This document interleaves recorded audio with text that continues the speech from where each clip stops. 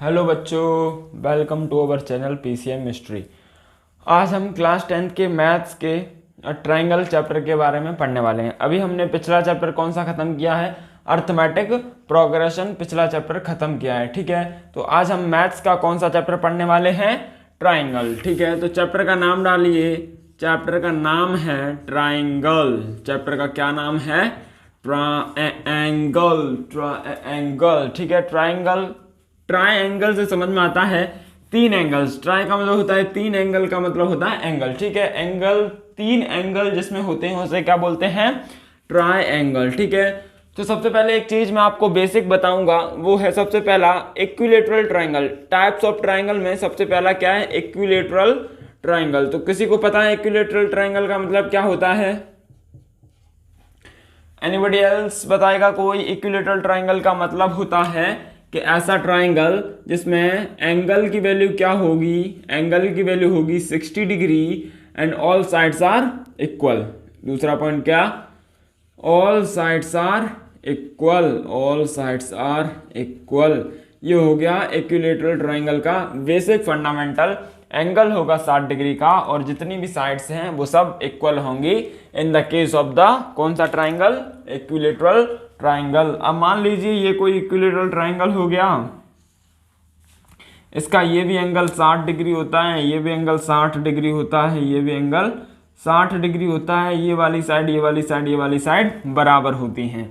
ठीक है, इसे ए मान लो, इसे बी मान लो और इसे सी मान लो। किसी को कोई एतराज नहीं होगा। यहां तक सबको समझ में आया कि area of the equilateral triangle किसी को पता है? Area of equilateral triangle, anybody else tells me? तो एरिया ऑफ इक्विलेटरल ट्रायंगल होता है √3/4 इंटू ए स्क्वायर। याद रखना, √3/4 इंटू ए स्क्वायर। इंटू में होता है यूनिट स्क्वायर। इंटू में क्या रहता है? मान लो ए मीटर में दे रखा है तो मीटर स्क्वायर, ए अगर सेंटीमीटर में दे रखा है तो दैट इज सेंटीमीटर स्क्वायर। ठीक है, तो यूनिट स्क्वायर इसका क्या होता है? एरिया होता है जो इक्विलेटरल ट्रायंगल का, वो होता है √3/4 इंटू ए स्क्वायर। ठीक है, तो सबसे पहले इक्विलेटरल ट्रायंगल समझ में आया। इसमें एंगल कितने होते हैं? 60 डिग्री। ऑल साइड्स क्या होती हैं? इक्वल होती हैं। एरिया ऑफ इक्विलेटरल ट्रायंगल कितना होता है? √3/4 ए स्क्वायर इंटू यूनिट स्क्वायर। ठीक है, इसके बाद अगला ट्रायंगल है सेकंड नंबर पे, जो इसके बाद ट्रायंगल है वो है आइसोसेलेस ट्रायंगल।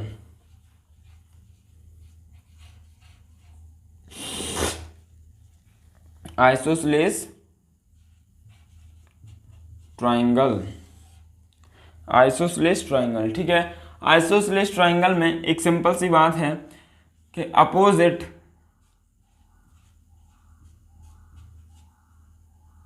अपोजिट से पहले आप ये लिखिए, any two angles are equal.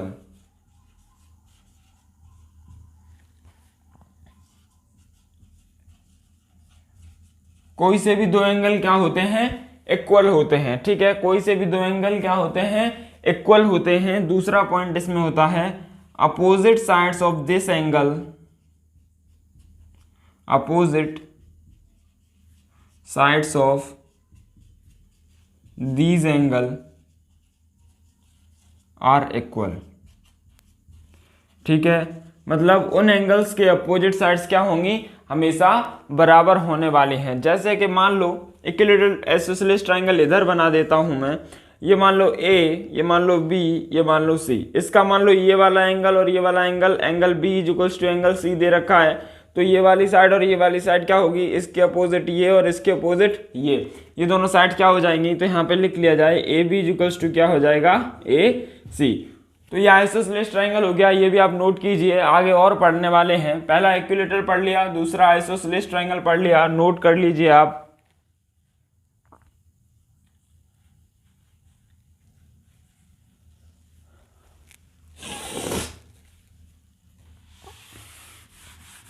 Isosceles के बाद अगला है राइट एंगल ट्रायंगल। अगला क्या है? Right angle triangle. ठीक है, कौन सा triangle? Right angle triangle. Okay, right angle triangle. तो यहाँ पे तीसरे नंबर पे लिखने वाले हैं हम right angle triangle. Right angle triangle. ठीक है, तो आप सबको पता होगा राइट एंगल ट्राइंगल में एक एंगल क्या होता है, one angle is equals to 90 degree. ठीक है, तो इस तरीके से राइट एंगल ट्राइंगल होता है जिसमें एक एंगल 90 डिग्री का होता है, इसे बोलते हैं ABC। राइट एंगल ट्राइंगल में आप सबको पता है कि राइट एंगल ट्राइंगल का जो एरिया होगा, area of right angle triangle होता है 1/2 बेस इंटू हाइट। ठीक है, बेस इंटू हाइट। तो याद रखना ये वाला बेस होगा, ये वाली हाइट होगी और ये वाली हाइपोटेनियस होगी। ठीक है, ठीक है, समझ में आ गया कि बेस, हाइट और हाइपोटेनियस। ठीक है, इसमें सिंपल सी और एक बात है कि आपको पाइथागोरस थ्योरम याद होगी, तो वो होती है हाइपोटेनियस का स्क्वायर मतलब AC का square is equals to base का स्क्वायर मतलब BC का AB स्क्वायर हाइट का स्क्वायर प्लस BC बेस का स्क्वायर। ये क्या कौन सी थ्योरम है, पाइथागोरस थ्योरम।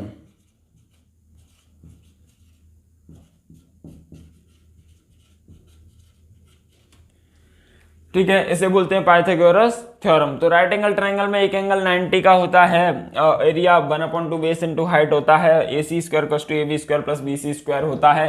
यहाँ पर एक और बात है कि राइट एंगल ट्राइंगल में अगर मान लो कहीं कहीं ये भी लिखा होगा कि isosceles right angle triangle. Isosceles right angle triangle का मतलब होता है अगर बेस और हाइट बराबर हो जाए, अगर बेस और हाइट बराबर हो जाए तो वो क्या हो जाएगा, आइसोसेलेस राइट एंगल ट्राइंगल हो जाएगा। तो यहाँ पे लिख लीजिए अगर BC इक्वल्स टू AB हो जाए तो ट्राइंगल को हम बोलने लगते हैं आइसोसेलेस राइट एंगल ट्राइंगल। इसके बाद एक और तरीके का ट्राइंगल पढ़ने वाले हैं, that is scalene triangle. Scalene triangle, तो याद रखना स्केलन ट्राइंगल का एक सिंपल सा फंडामेंटल है कि इसमें ना ही कुछ एंगल का पता होता है और ना ही किसी साइड का पता होता है, तो उसे क्या बोलते हैं हम, स्केलन ट्राइंगल। यहां पर लिख लीजिए no any fixed angle, not any fixed angle और नॉट एनी फिक्स्ड साइड। ना ही कोई साइड को बोल सकते हैं कि ये वाली साइड बराबर होती हैं, ना ही किसी एंगल को बोल सकते हैं स्केलन ट्राइंगल में कि उसकी ये वाली साइड्स या ये वाले एंगल्स बराबर होते हैं। ठीक है, इसके थोड़ा आगे और चलते हैं ट्राइंगल के ही बारे में। तो यहाँ तक बेसिक ट्राइंगल्स के पार्ट समझ में आ गए कि right angle triangle, scalene triangle और equilateral triangle and obtuse angle triangle. ठीक है, बिल्कुल थोड़ा आगे चला जाए। इसके बाद एक आपने भी सुना होगा that would be known as the, अपन क्या बोलने वाले थे कि यहाँ पर स्केलन ट्राइंगल तक तो समझ में आ गया ना सबको, स्केलन ट्राइंगल तक। और जो ट्राइंगल में ही आप एक बात बताइए, एरिया ऑफ ट्राइंगल सबको फॉर्मूला याद है, एरिया ऑफ ट्राइंगल का फॉर्मूला क्या होता है,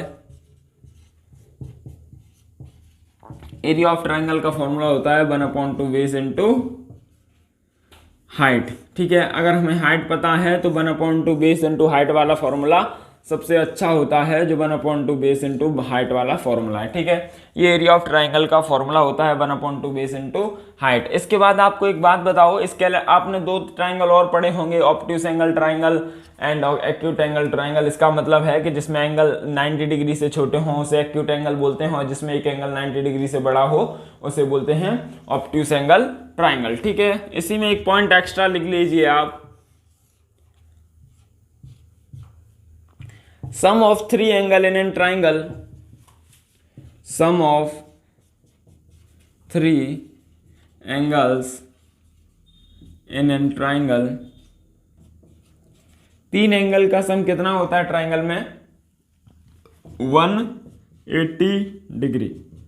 ठीक है, मतलब sum of all three angles in a triangle will be 180 degree. ठीक है, समझ में आ गया ना, sum of three angles in an triangle क्या होता है, 180 डिग्री। मतलब इस वाले एंगल का सम, इस वाले और इस वाले तीनों के तीनों एंगल का सम कितना होगा, 180 डिग्री होगा। ठीक है, तो ट्राइंगल की यहाँ तक बेसिक चीजें सारी कवर हुई। तो अब हम पढ़ने वाले हैं दैट इज सिमिलर ट्राइंगल्स। ठीक है, दो तरीके की चीजें हम पढ़ेंगे, similar and congruency of the triangle. ठीक है, समझ में आ गया ना। Similar triangle and congruency triangle के बारे में पढ़ने वाले हैं। तो उसके पहले आपको जस्ट सिमिलर के बारे में बता दिया जाए।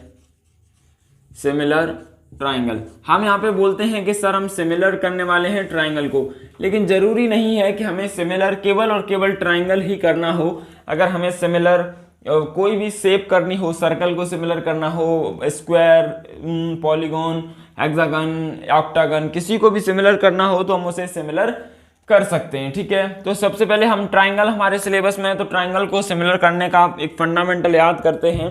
तो ट्राइंगल को सिमिलर करने में सबसे पहला बात याद रखना वो है corresponding angles are equal. Corresponding angles are equal मतलब करस्पॉन्डिंग एंगल्स क्या होने वाले हैं, इक्वल होने वाले हैं। सेकंड पॉइंट याद रखना, ratio of corresponding side are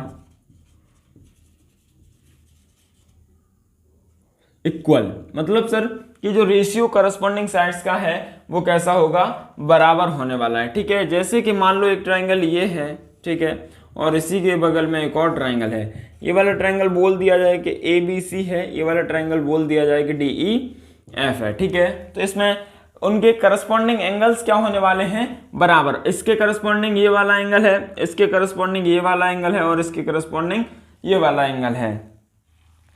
तो सिमिलैरिटी के रूल के according angle A equals to angle D होना चाहिए, angle A equals to angle D होना चाहिए। और बोल सकते हैं यहीं पर angle B equals to angle C होना चाहिए, और बोल सकते हैं angle B equals to angle E होना चाहिए यार, क्योंकि इस वाले एंगल के करस्पॉन्डिंग ये वाला है। तो angle C equals to angle F होना चाहिए। ठीक है, बिल्कुल। और करस्पॉन्डिंग साइड के रेशियो बराबर होने चाहिए। इसका मतलब है कि AB upon DE is equals to होना चाहिए AC अपॉन DF, और ये इज इक्वल्स टू होना चाहिए BC अपॉन EF। ठीक है, करस्पॉन्डिंग साइड्स के रेशियो भी बराबर हो गए, करस्पॉन्डिंग एंगल भी बराबर हो गए, तो हम बोल देते हैं कि this triangles are similar triangle. तो सिमिलर का साइन भी याद रखना कि सिमिलर बोलते हैं हम, मान लो triangle ABC is similar to triangle DEF। ये इसकी नोटेशंस हैं, किस तरीके से हम बोलते हैं triangle ABC similar to triangle DEF। आपने ट्राइंगल सिमिलर करना 9th क्लास में सीखा होगा कि किस किस से सिमिलर होता है और किस किस से कॉन्ग्रुएंट होता है। ठीक है, तो उसके बारे में अभी बात नहीं करेंगे। यहाँ पर आप याद रखिए कि अगर ट्राइंगल सिमिलर हैं तो इस तरीके से बोलेंगे, और सिमिलर ट्राइंगल की प्रॉपर्टीज क्या हैं, उनके करस्पॉन्डिंग एंगल्स क्या होने वाले हैं, बराबर होने वाले हैं, और उनकी करस्पॉन्डिंग साइड्स का रेशियो बराबर होगा, इसका अपॉन इसका, इसका अपॉन इसका, इसका अपॉन इसका, क्या होगा, बराबर होने वाला है। ठीक है, आप ये नोट कीजिए। आगे बढ़ते हैं इसमें।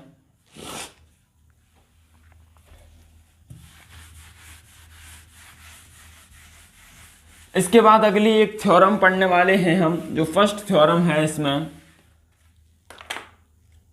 तो सबसे पहली थ्योरम डालिए यहां पर। ठीक है, बिल्कुल। तो सबसे पहली थ्योरम है, if a line drawn parallel to the any side of triangle, it divides other two side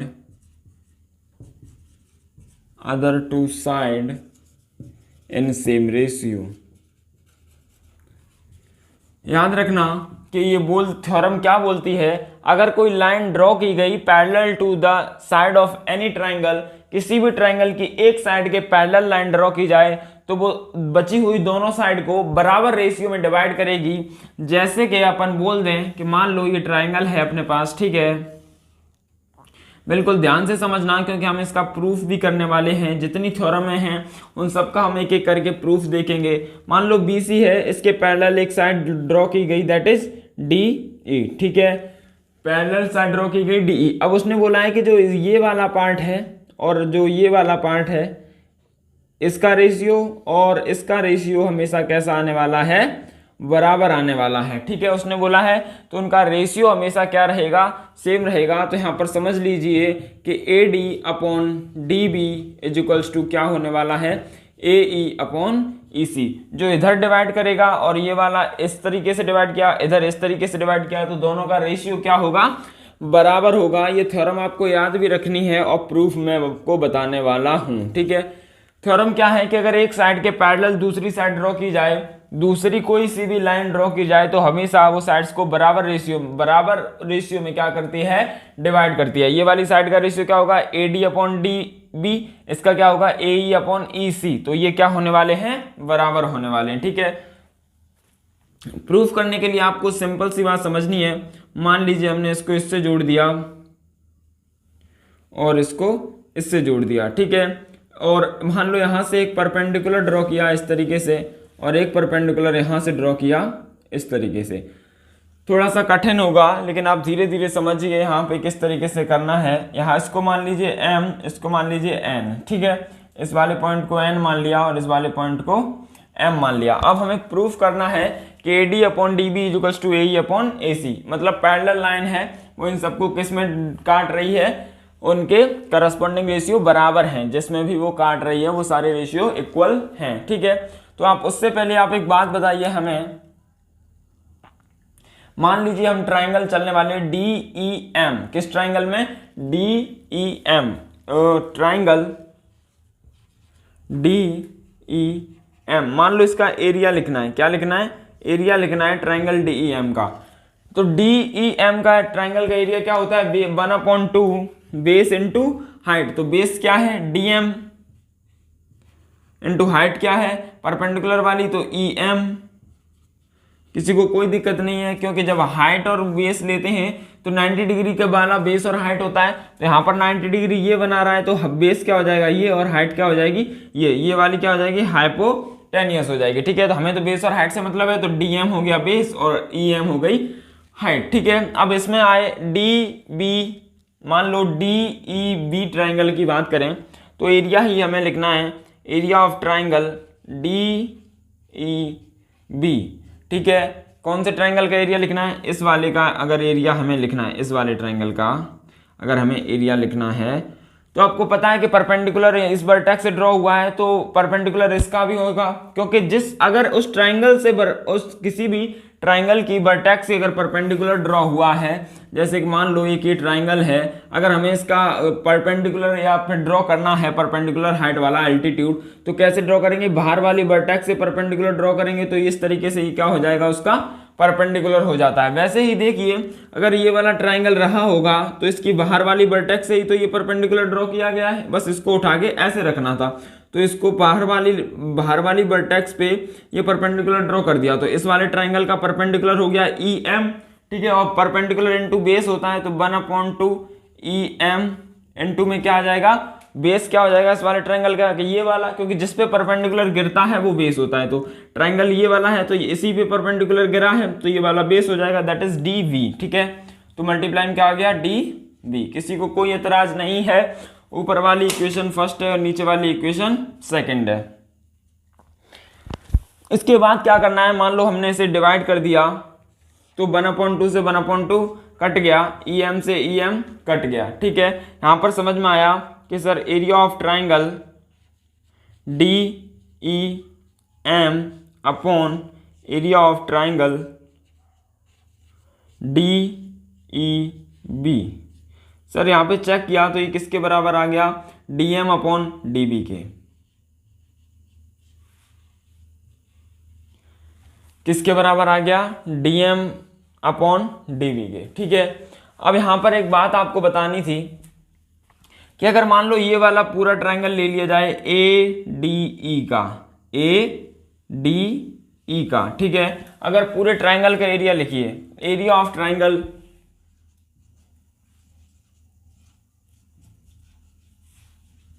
DADE, तो सबको समझ में आ जाएगा कि sir area of triangle ADE लिखना होगा। तो इसका बेस क्या होने वाला है, बेस तो सर AD होगा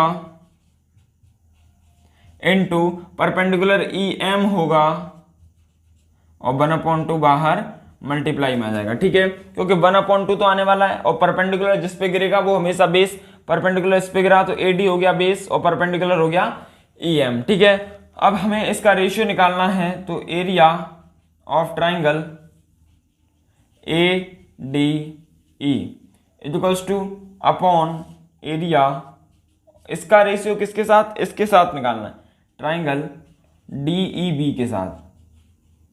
ठीक है, इस वाले के साथ रेशियो निकालना है इसका। तो देखो 1/2 इस पे भी है, इस पे भी है, कट जाएगा क्योंकि डिवाइड लगेगा रेशियो में, तो ये वाला इससे कट गया बिल्कुल। EM इसमें भी है तो EM इसमें भी है, ये भी क्या होगा, कट जाएगा। यहाँ पर AD होगा AB की जगह। अब क्या बचा, इधर DB बच गया और इधर AD। ऊपर AD लिखना है क्योंकि इस वाले ट्राइंगल का है, तो AD अपॉन DB। ठीक है, यहाँ तक समझ में आया, यहाँ तक नोट करो, हम आगे बढ़ने वाले हैं फिर।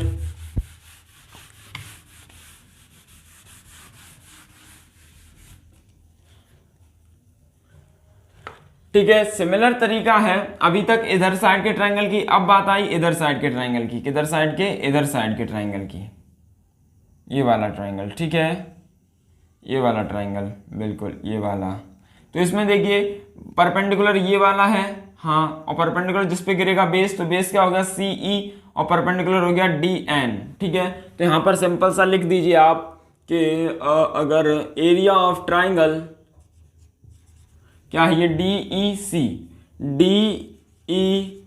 इसका अगर एरिया लिखना है तो क्या लिखने वाले हैं हम, परपेंडिकुलर हो गया DN 1/2 DN इंटू CE हो गया। ठीक है, ऐसे ही अगर ADE का दोबारा से एरिया लिखना होगा, एरिया ऑफ ट्राइंगल ADE। अभी तक हम इधर साइड का परपेंडिकुलर ले रहे थे, ये वाला, अब मान लो ये इस वाले की जगह ये वाला परपेंडिकुलर ले लेंगे, तो DN उसका परपेंडिकुलर हो गया।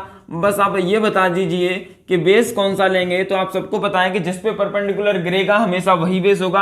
अभी तक ये वाला ले रहे थे तो परपेंडिकुलर इस पे गिर रहा था तो AD बेस हो गया था, अब परपेंडिकुलर ये वाला ले रहे थे तो इसका मतलब AE बेस हो गया। ठीक है, हम किसी भी ट्राइंगल में कोई सा भी परपेंडिकुलर ले सकते हैं, बस ये याद रखना कि बेस हमेशा उसी वो वाला बेस होगा जिसपे वो परपेंडिकुलर गिर रहा है। तो कहां पे गिर रहा है, AE पर गिर रहा है, तो यहां पर मल्टीप्लाई हम क्या करेंगे, AE। इसका रेशियो ले लेंगे जब इधर इस साइड, तो 1/2 से 1/2 कट गया, DN से DN कट गया, तो आंसर आया CE अपॉन AE। ठीक है, यहां तक कोई दिक्कत नहीं है, हमें समझ में आया कि यहाँ पे रेशियो कितना आया ट्राइंगल ADE DEB का, AD अपॉन DB, यहाँ पर कितना आया CE अपॉन AE। इसके बाद समझिए एक बात बताओ, क्या triangle DEB and triangle DEC दोनों का बेस सबको पता है। मान लीजिए ये वाला ट्राइंगल और ये वाला ट्राइंगल, इनमें DE सेम बेस है ना, ये वाला बेस दोनों में आ रहा है ना, दोनों ट्राइंगल में। हाँ सर, मतलब सर ये एक ही बेस पे बने हुए ट्राइंगल हैं, और ये वाली दोनों लाइन कैसी हैं, हमें बताया था पैरेलल लाइन है। आपने 9th क्लास में पढ़ रखा होगा, दो पैरेलल लाइन के बीच सेम बेस पे बने हुए ट्राइंगल का एरिया क्या होता है, बराबर होता है। दो पैरेलल लाइन के बीच, अगर नहीं पढ़ा है तो लिख लेना कि दो पैरेलल लाइन के बीच में सेम बेस पे बने हुए ट्राइंगल का एरिया क्या होता है, बराबर होता है। तो आप लिख लेना area of triangle DEB is equals to area of triangle DEC, area of triangle DEC। और यहां ब्रैकेट में लिख लेना आप, ये ऐसा क्यों हुआ, क्योंकि सेम वो दो पैरेलल लाइन के बीच में सेम बेस पे बने हुए ट्राइंगल ही नहीं, दो पैरेलल लाइन के बीच में सेम बने हुए कुछ भी हो, पैरेललोग्राम, स्क्वायर, रोम्बस, रेक्टेंगल, सबका एरिया क्या होने वाला है, बराबर। दो पैरेलल लाइन के बीच में सेम बेस पे बने हुए ट्राइंगल का एरिया बराबर होगा, वो चीज यहां लिख लेना। ठीक है, तो नीचे वाला साफ करते हैं थोड़ा, बिल्कुल यहां तक साफ कर दिया। तो अब इसको एक बार उल्टा कर लो, तो 1 upon area of triangle DEB equals to 1 upon, थोड़ा सा प्रूफ लंबा हो रहा है, लेकिन आप जितना फील करोगे प्रूफ को उतना ही आसान हो जाएगा। मान लो दोनों side area of triangle ADE का मल्टीप्लाई कर दिया, ऊपर साइड दोनों साइड क्या कर दिया, इक्वल में हम दोनों साइड कुछ भी कर सकते हैं, कोई दिक्कत नहीं है, एरिया ऑफ ट्राइंगल ADE। ठीक है, एक बात बताओ, area of triangle ADE upon DEB, ADE upon DEB का कितना आया था, AD अपॉन DB, तो इस तरफ लिख लें AD upon DB equals to में बोला जाए ADE अपॉन DEC, ADE उल्टा लिख लिया क्या, यहाँ उल्टा लिख लिया हमने, तो अगर इसको ये लिखना होगा तो इसको पलट दो, तो that is AE upon CE हो जाएगा। किसी को, अरे यार ये DEC ADE अपॉन DEC है, ये क्या है DEC अपॉन ADE, इसको उल्टा कर दो, इसका मतलब ये क्या हो जाएगा AE अपॉन EC, क्योंकि उल्टा करके लिखना था तो उल्टा कर दिया, AE ऊपर चला गया CE नीचे आ गया, तो वो चीज यहाँ पे लिख ली। और यही चीज हमें प्रूफ करनी थी। देखो कैसे प्रूफ हुई कि AD अपॉन DB मतलब AD upon DB equals to AE upon EC। ठीक है, तो प्रूफ भी हो गई, समझ में आ गया होगा कि अगर कोई पैरेलल लाइन किसी भी ट्राइंगल में ड्रॉ की जाती है तो वो साइड्स को इक्वल रेशियो में डिवाइड करती है। आप नोट कीजिए अच्छे से।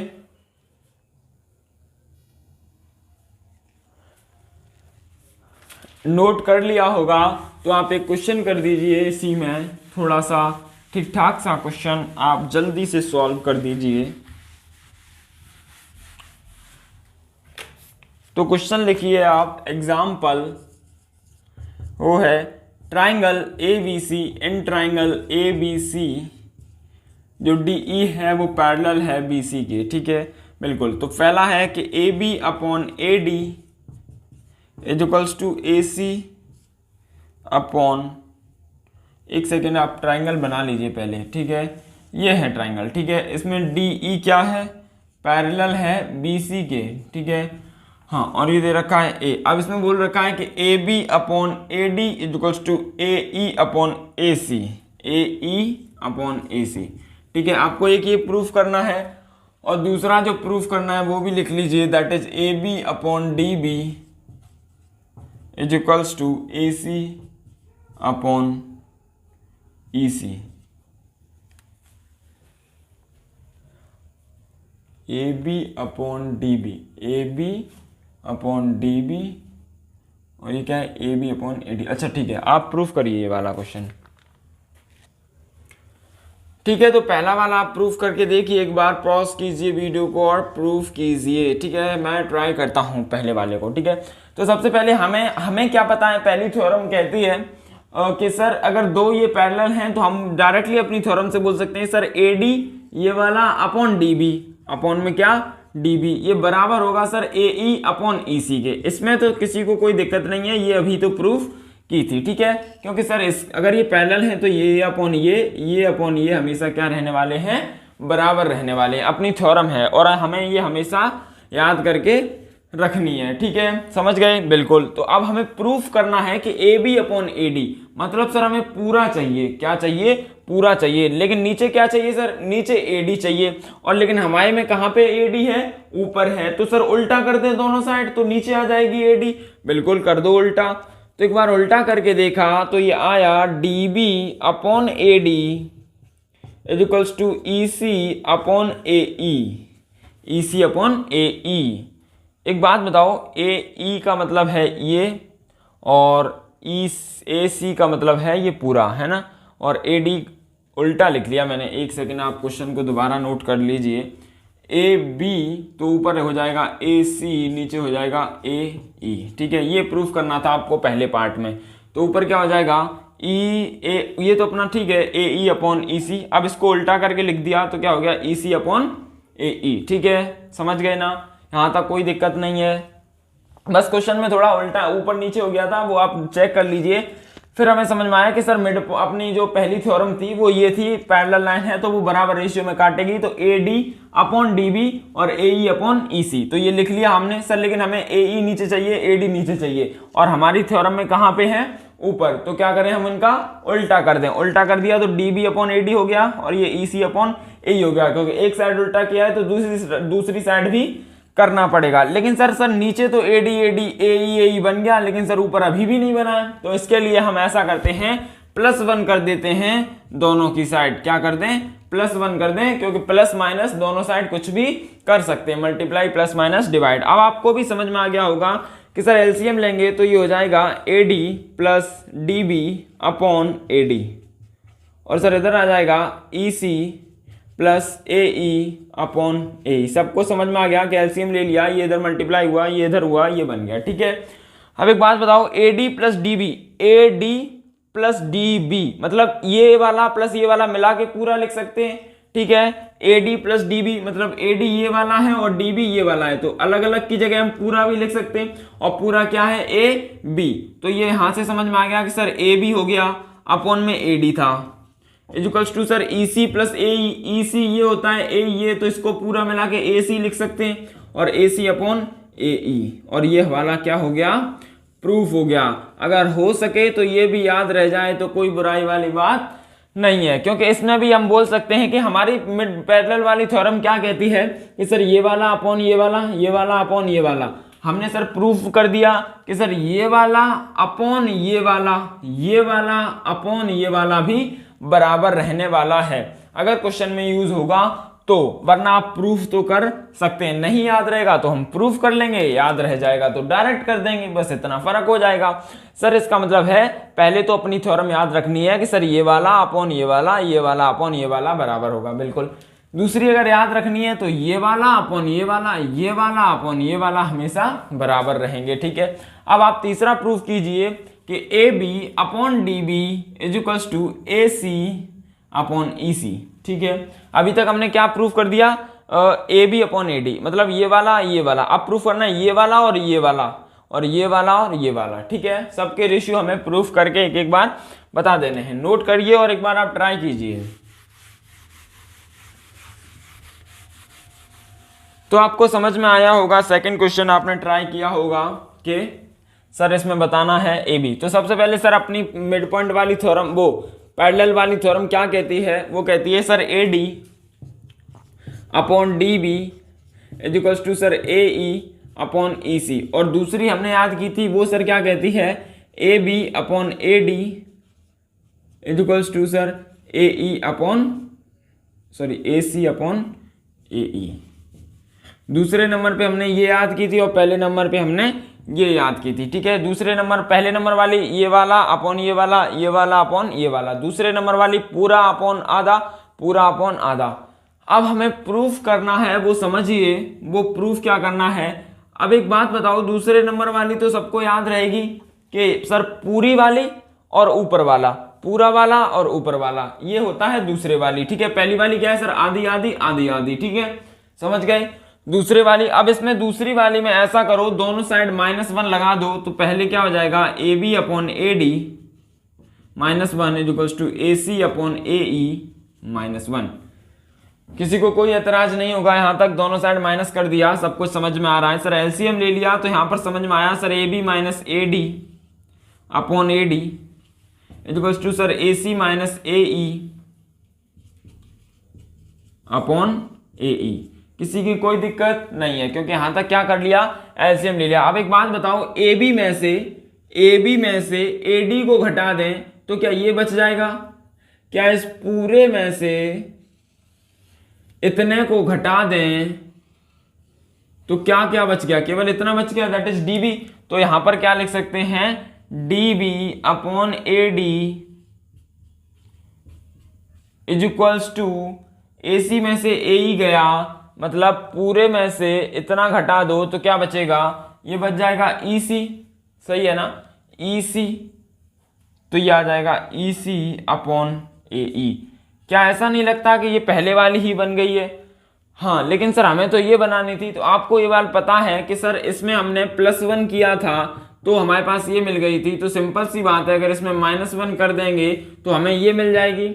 हाँ सर, मतलब सर इसमें +1 करो तो ये मिल जाएगी, -1 करो तो ये मिल जाएगी। ठीक है, इसका मतलब सर ये भी थ्योरम के फॉर्म, मैंने इसलिए बताया क्योंकि इसको भी थ्योरम की फॉर्म में यूज किया जा सकता है। ठीक है, आप इसे भी याद रख लेंगे तो कोई दिक्कत नहीं है। ठीक है, पहला क्या था, ये वाली अपॉन ये वाली इक्वल्स टू ये वाली अपॉन ये वाली, और ये वाली पूरी वाली अपॉन ये वाली, पूरी वाली अपॉन ये वाली, इनका रेशियो बराबर रहने वाला है। ठीक है, अब सर आते हैं अपने क्वेश्चन पे। अपना क्वेश्चन है कि सर AB मतलब सर पूरी वाली चाहिए और नीचे वाली DB है ना, और हमारा क्वेश्चन था ये वाला। हमारे पास सर पहले से AD अपॉन DB है, नीचे DB चाहिए है, AE अपॉन AC है, सर नीचे EC चाहिए हमारे पास है। तो इसमें अब उल्टा करने की जरूरत नहीं है, सीधे सीधे 1 को ऐड कर दो तो A D upon D B plus 1 is equals to A E upon E C plus 1। ठीक है, ऐड कर दिया, एलसीएम लिया तो आया A D plus D B upon D B is equals to A E plus E C upon E C. ठीक है, add LCM लेके ऐड कर दिया तो सबको समझ आया sir A D plus D B, A D plus D B कितना हो गया, A D plus D B पूरा हो गया ए बी, बिल्कुल। तो A B upon D B और इधर ए E plus A C, A E plus ए सी कितना हो जाएगा, ए सी अपॉन ई सी। क्या हमें यही प्रूफ करना था? गौर से देख के बताइए तो हमें ये भी याद रह गया, कोई बुराई वाली बात नहीं है। दोनों प्रूफ हो गए, आप दोनों नोट कीजिए। फिर मैं आपको एक बात बताने वाला हूं, करिए करिए, नोट कर लिया होगा और मैं आगे बढ़ता हूं। ठीक है, अब आपको मैं एक ट्रिक बताऊंगा जो आप याद रख लेना, तो आपको तीनों थ्योरम याद हो जाएंगी, सीधे सीधे जल्दी जल्दी से याद हो जाएंगी। ठीक है, तो याद करने का तरीका देखिए, आपको प्रूफ करना समझ में आ गया है, उसी के बाद आप ट्रिक यूज करेंगे। पहले आप प्रूफ करना सीखेंगे क्योंकि प्रूफ से काफी क्वेश्चंस आपके सॉल्व होने वाले हैं। ठीक है, तो यहाँ पर ये देखिए A B C D E. ठीक है, अब इसमें ये दोनों लाइन अगर पैरेलल बोल रखी हैं, if D E parallel to B C, ये वाली दोनों लाइन कैसी हैं, पैरेलल हैं, ये वाली दोनों लाइन पैरेलल हैं। तो इसमें सिंपल सी बात याद रखो, हमें जरूरी नहीं कि तीनों थ्योरम याद रखनी है। ठीक है, याद रखना कि जैसा रेशियो इस तरफ लेंगे हम, जैसा रेशियो इस तरफ लेंगे वैसा ही रेशियो इस तरफ लेना पड़ेगा, जैसे को तैसा। न्यूटन थर्ड लॉ पढ़ा है, every action has an equal opposite reaction. मान लीजिए कि हमने sir A D upon D B ले लिया, क्या ले लिया, A D upon D B ले लिया, मतलब सर ये वाला और ये वाला ले लिया, A D upon D B ले लिया। तो सर जैसा इधर लिया है वैसा ही उधर लेना पड़ेगा। तो sir A D upon D B लिया है तो इधर sir A E upon E सी लेना पड़ेगा, क्योंकि सर इधर साइड हमने ए डी लिया तो इधर साइड ए ई लेना पड़ेगा, क्योंकि जैसे को तैसा। और ए ई सर नीचे हमने डी वी लिया था तो इधर साइड ई सी लेना पड़ेगा। समझ में आ गया? ये वाली आसान है। दूसरी हमने पता है सर, मान लो हमने सर यहां से ए बी ले लिया ऊपर और नीचे ए डी ले लिया, तो सीधी सी बात है तुम इधर ए बी ए डी ले लो तो इधर ए सी ए ई लेना पड़ेगा, ए सी ए ई। मतलब सर इधर जैसा लेते जाएंगे उधर हमें वैसा ही लेना पड़ेगा। मान लो सर अब इसमें A B upon D B ले लेंगे तीसरे केस में, और यही तो तीनों अपनी थ्योरम हमने बोली थी अभी कि वहां से प्रूफ करके। इधर सर पूरा ये लिया तो इधर पूरा और ये लेना पड़ेगा, तो ए सी अपॉन ए ई। आसान है ना? इसमें कुछ भी ले सकते हो आप, बस याद रखना जैसा एक साइड लिया है वैसा ही दूसरी साइड लेना पड़ेगा, आपको तीनों चीजें याद हो जाएंगी। ठीक है, अच्छे से नोट कीजिए आप, आगे और क्वेश्चन करें। नोट कर लिया? ठीक है, अब एक और थ्योरम पढ़ते हैं इसी के बाद, दैट इज थ्योरम नंबर 2, और ये इस लेक्चर की लास्ट थ्योरम है, उसके बाद क्वेश्चंस करेंगे। ठीक है, तो सबसे पहले थ्योरम नंबर 2। थ्योरम नंबर 2 क्या कहती है? ये just opposite to theorem number 1 है। जैसे थ्योरम नंबर 1 कह रही थी कि सर पैरेलल लाइन ड्रॉ की तो वो सेम रेशियो में काटेगी, ये कहती है कि सर सेम रेशियो में काटेगी, वो लाइन पैरेलल होने वाली है। ठीक है, if a line cut a ratio cut any two side of triangle in same ratio,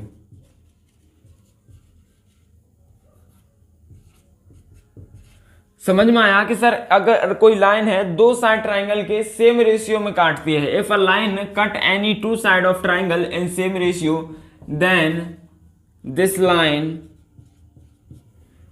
line is parallel to third line of triangle. ठीक है, मतलब अदर लाइन या थर्ड लाइन कुछ भी बोल सकते हो। अगर कोई दो लाइन है, जैसे कि सर हम क्वेश्चन बनाते हैं, इसमें सर ए पार्ट ये है, बी पार्ट ये है, सी ये, सर इसमें कोई सी भी डी पॉइंट और ई पॉइंट है, ये वाली सर बराबर रेशियो है कि sir A D upon D B और ए ई अपॉन ई सी में काट रही है, तो हमें बताना है कि सर ये वाली लाइन कैसी हो जाएगी, पैरेलल हो जाएगी। इसका प्रूफ कुछ काम का नहीं है, लेकिन फिर भी बता देता हूं। मान लीजिए यहाँ पर कोई हमें अब मान लिया है कि सर डीई हमें प्रूफ करनी है ना पैरेलल, डीई क्या करनी है, पैरेलल प्रूफ करनी है। तो मान लीजिए सर वो पैरेलल थी ही नहीं, पैरेलल थी ही नहीं, तो हमने मान लिया सर डी एफ है पैरेलल, हमने अपनी तरफ से मान लिया लेट। तो हमें लेकिन पहले क्वेश्चन वाले ने बोल क्या दिया है कि sir A D upon D B बराबर हो अगर ए ई अपॉन ई सी के, अगर यही तो अपनी थ्योरम है, अगर बराबर पार्ट में कट किया है तो ये वाली लाइन पैरेलल होनी चाहिए, यही बात बोल रहा है। पहली थ्योरम क्या थी, अगर पैरेलल है तो बराबर पार्ट में कट करेगा। यहां पर क्या बोल रखा है, अगर बराबर पार्ट में काटा है तो पैरेलल होनी चाहिए। हमें ये वाली चीज गिवन कर रखी है क्वेश्चन वाले ने कि ऐसा हो रहा है तो ये वाली लाइन पैरेलल, हमने मान लिया कि वो पैरेलल है नहीं, ठीक है। हमने मान लिया कि let parallel line is D F, हमने अपनी तरफ से बोल दिया कि sir D F parallel line है, डी पैरेलल लाइन नहीं है। अगर डी एफ पैरेलल लाइन है तो आपको समझ में आएगा कि अगर लाइन पैरेलल है तो बराबर में काटेगी, सही बात है। तो sir A D upon D B sir बराबर A F upon F C, क्योंकि हमारी पहली थ्योरम कहती है बराबर पार्ट में काटेगी और जैसे को तैसा। सर इधर ए डी लिखा तो इधर ए एफ, इधर नीचे डी बी लिखा तो इधर एफ सी, ठीक है। हमने माना है ये हमने क्या किया है, लेट किया है। इधर देखो A D upon D B है, इधर A D upon D B है, इधर ए ई अपॉन ई सी है, इधर ए एफ। अगर एक पार्ट बराबर है तो इन दोनों को भी तो बराबर पुट कर सकते हैं। अगर ए बराबर बी है और ए बराबर सी है तो बी बराबर सी होगा या नहीं होगा, सबको समझ में आता है कि होगा।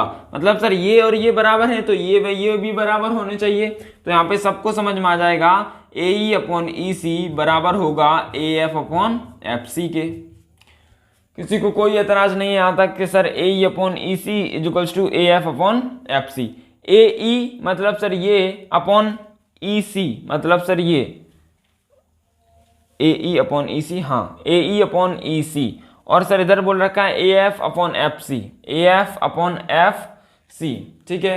ये हमें प्रूफ कर, ये हमें आ गया, हमारे पास क्या आ गया कि sir A F upon F C और ए ई अपॉन ई सी कैसे होने चाहिए, बराबर होने चाहिए, ठीक है। और हमारे पास क्या गिवन है कि सर हमने गिवन क्या था कि सर इसका रेशियो और इसका रेशियो, इसका रेशियो और इसका रेशियो बराबर होगा तो पैरेलल होंगी, ठीक है, बिल्कुल। और हमने क्या माना सर इसकी जगह पे पैरेलल हम डीएफ को मान लेते हैं तो इसका रेशियो अपॉन इसका रेशियो और इसका रेशियो अपॉन इसका रेशियो क्या हो जाएगा, बराबर हो जाना चाहिए। लेकिन सर हमारे पास तो ये आ गया ए ई अपॉन ई सी और इधर आ गया A F upon F C, A E upon E C, A F upon F C. ऐसा करते हैं दोनों साइड 1 को जोड़ देते हैं। सर क्या करते हैं, दोनों साइड 1 को जोड़ देते हैं। तो सबको समझ में आया कि sir A E plus E सी हो जाएगा, मैंने डायरेक्ट लिखा है, थोड़ा सा ध्यान से समझना। इधर side A F plus F C हो जाएगा, नीचे हो जाएगा एफ सी। किसी को कोई एतराज नहीं है और कोई बुराई वाली बात भी नहीं है। सबको बताएं कि sir A E plus E सी जोड़ेंगे तो ए सी बन जाएगा, ठीक है सर, अपॉन ई सी। और सर इधर A F plus F C जोड़ेंगे, A F plus F C जोड़ेंगे तो फिर से ए सी बन जाएगा। तो इधर भी कोई एतराज नहीं है, ए सी अपॉन एफ सी। तो ए सी से ए सी ने मार दिया तो यहाँ पे बचा ई C equals to F C. इसका मतलब है कि सर जो EC वाली डिस्टेंस है, मतलब सर ये वाली, वो FC के बराबर हो कैसे सकती है। अगर कोई लाइन, ये वाली लाइन है और ये वाली लाइन है, ये दो बड़ी छोटी लाइनें बराबर कभी होना पॉसिबल नहीं है। इसका मतलब है कि सर ये F वाला पॉइंट भी अगर E की जगह पे आ जाए, यहां से उठ के यहां पर आ जाए, तो सर बोल सकते हैं कि ये वाली और ये वाली बराबर हो जाएगी। हम ये नहीं बोल सकते कि ये वाला, ये एफ सी वाला ई सी के बराबर हो जाए, क्योंकि ये छोटी बड़ी हो जाएंगी। ये बराबर तभी हो सकती हैं जब एफ वाला पॉइंट कहां पे आ जाए, ई के आ जाए, ठीक है। एफ वाला पॉइंट कहां पर उठ के आ जाए, ई पर आ जाए। सबको समझ में आया। एक बात बताओ, मान लो ये वाला है और एक ये वाला है, ये वाला है एफ सी और ये वाला है ई सी, ये वाला ई सी लिख लिया और ये वाला एफ सी लिख लिया, ठीक है। ये बराबर तभी हो सकता है जब ये एफ वाला पॉइंट यहां पर आ जाए, यहां से हटने के बाद। सबको समझ में आता है ये बराबर तभी हो पाएगा, क्योंकि हमें बोल रखा है ई सी बराबर एफ सी है। तो अगर f इतनी बड़ी होगी तो बराबर कभी हो नहीं सकती। f हमने माना है ना कि f कहाँ पे होगा, वो तो हम अपने हिसाब से एडजस्ट कर सकते हैं क्योंकि हमने माना है। तो हमें इसके बराबर अगर प्रूफ करना है, हमारा प्रूफ में आया सर EC बराबर FC होना चाहिए। तो EC और FC तभी बराबर हो सकते हैं जब ये F वाला पॉइंट E के बराबर में आ जाए। इसका मतलब है सर E और F सेम पॉइंट हो जाएंगे, और जब E और F सेम पॉइंट हो जाएंगे तो हमने बोला था सर DF पैरेलल है, तो सर DE भी पैरेलल हो जाएगा क्योंकि E और F कैसे हो पॉइंट हो गए हैं, सेम पॉइंट हो गए हैं। फिर F की जगह चाहे E लिख लो चाहे F लिख लो, कोई फर्क नहीं पड़ता क्योंकि सर फिर DF पैरेलल है और F उठ के कहां पे आ गया, E वाले की जगह पे, तो सर DE भी पैरेलल हो जाएगा उसी केसेस में। तो यहां पे लिख सकते हैं hence DE parallel to BC। ठीक है, किसी को कोई दिक्कत नहीं तो नोट कीजिए, ये सेकंड प्रूफ है थ्योरम का।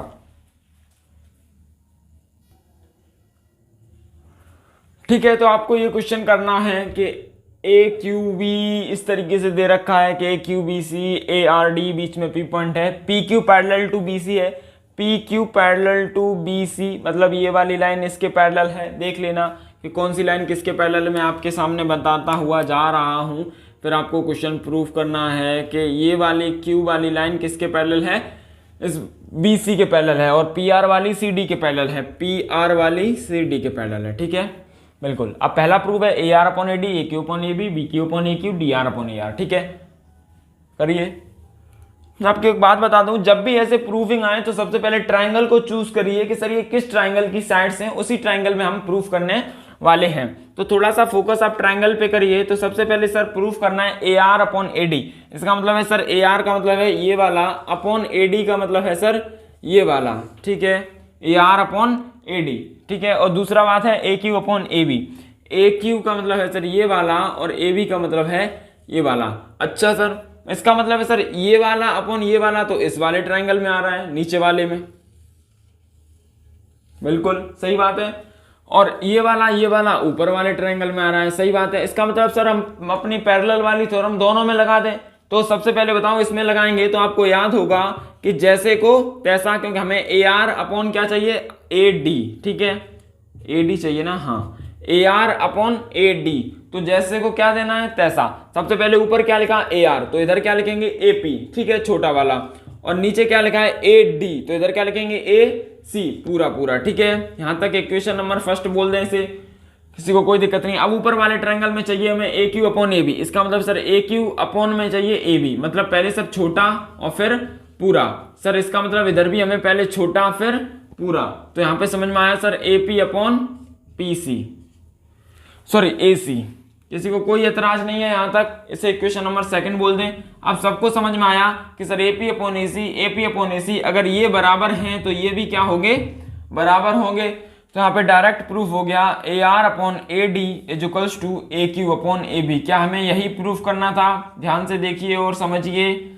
हाँ सर, प्रूफ तो यही करना था। तो इसी तरीके से हमें सेकंड वाला प्रूफ करना है। बस हमें ये देखना है कि सर किस ट्रायंगल की बातें हो रही हैं और हमें किस किस ट्रायंगल में पैरेलल वाली थ्योरम लगानी है। ठीक है, तो अब सेकंड वाला पार्ट आप खुद से ट्राई कीजिए, हम आपको सॉल्व कराते हैं। देखिए देखिए देखिए देखिए, ट्राई कीजिए, जल्दी करिए, कर लिया होगा। ठीक है, यहाँ पर BQ अपॉन AQ है, BQ वाला जाएंगे तो सर ये वाला है BQ, अपॉन में है सर AQ, ये वाला। ठीक है, बिल्कुल। और ये सर DR अपॉन AR है, इसका मतलब है सर DR अपॉन AR। ठीक है, बिल्कुल सर, समझ में आया sir. Sir DR upon AR और BQ अपॉन CQ, मतलब सर वही दो ट्रायंगल है, उन दो ट्रायंगल की चर्चाओं में आना है।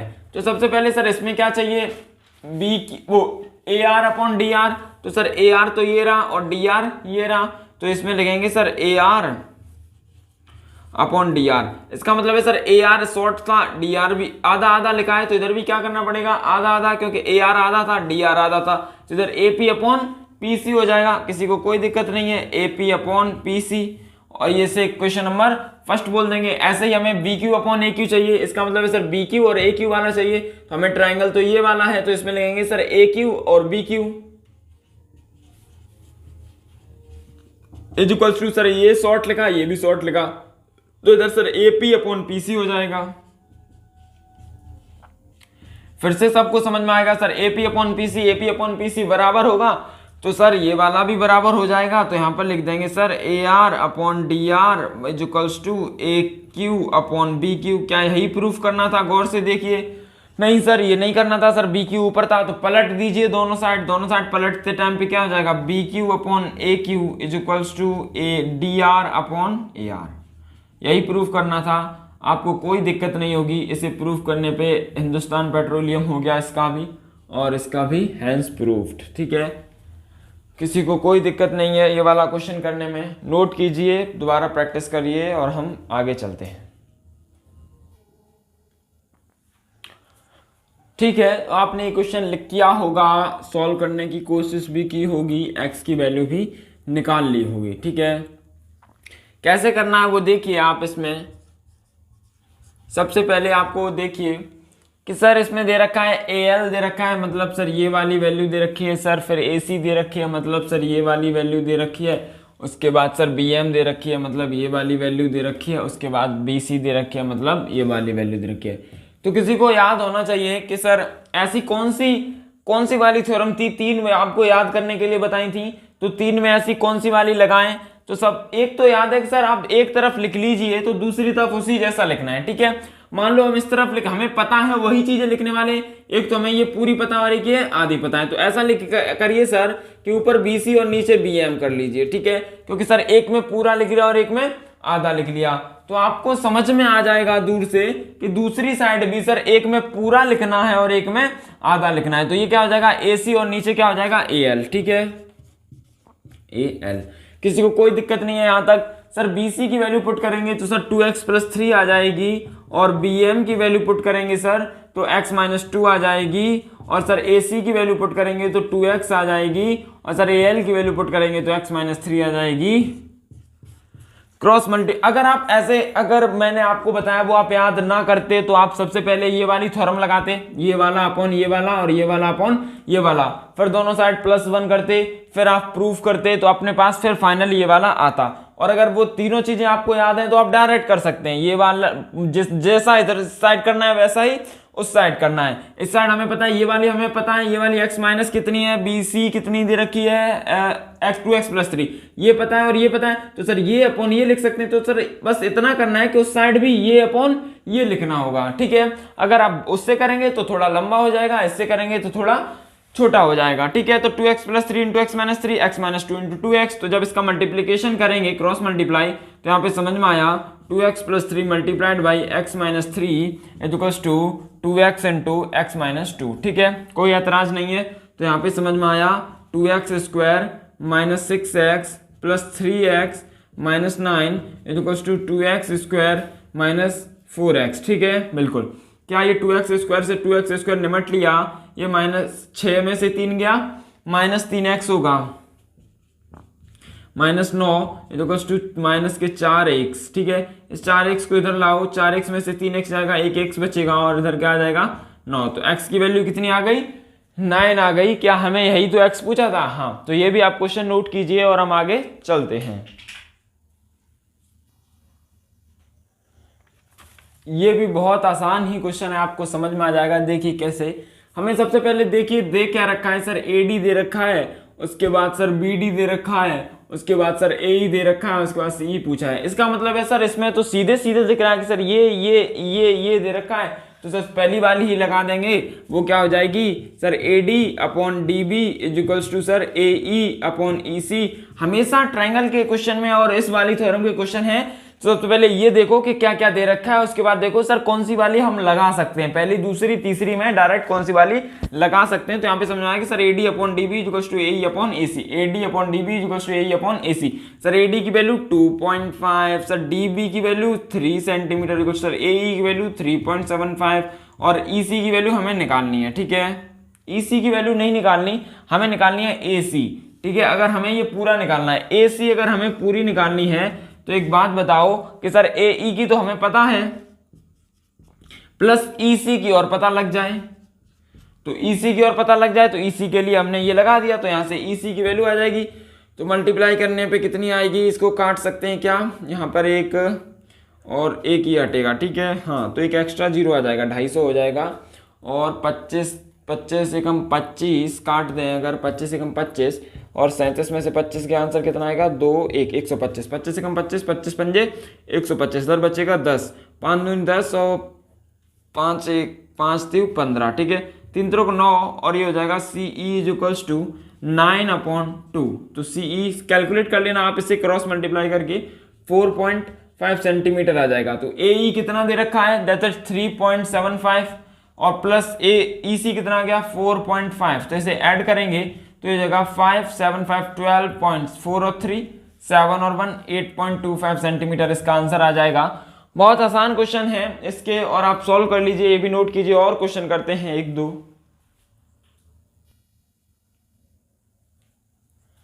देखिए इस क्वेश्चन को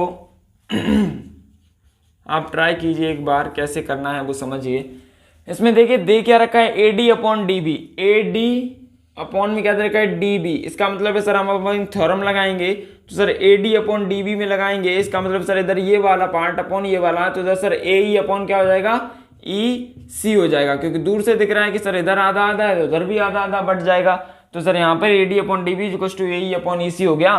सर AD की वैल्यू तो हमें पता, AD/DB की वैल्यू कितनी दे रखी है 3/5 दे रखी है, तो सर इसकी जगह पे तो 3/5 पुट कर देंगे equals to AE/EC। Sir AE की वैल्यू तो हमें पता नहीं है, निकालनी है, तो सर और EC की वैल्यू हमें पता है क्या EC, लेकिन सर AC की वैल्यू दे रखी है, AC की वैल्यू कितनी दे रखी है सर 5.6 दे रखी है, AC की वैल्यू कितनी दे रखी है 5.6 सेंटीमीटर मान लीजिए ये दे रखी है। अगर हमें सर पूरे की दे रखी है और हमें पता तो केवल सर AD/DB की है, AD/DB का रेशियो कितना है 3/5, AE की हमें वैल्यू निकालनी है और EC की हमें नीचे लिखनी पड़ेगी, क्योंकि हमने ये वाला अपॉन ये वाला इक्वल्स टू ये वाला अपॉन ये वाला लिख रखा है। तो सर EC की वैल्यू हमें दे ही नहीं रखी, हमें AC की दे रखी है, तो हम EC की कैसे निकालें। तो एक बात बताओ, पूरे में से अगर इतना घटा दें तो EC मिल जाएगा हमें। पूरे की कितनी है 5.6, अगर मान लो ये वाला पूरा है, इसमें से इतना घटा दें तो ये वाला मिल जाएगा ना, तो वही तो हमें चाहिए नीचे EC। तो इसका मतलब सर पूरी कितनी है 5.6, उसमें से सर घटा दें क्या AC, दैट इज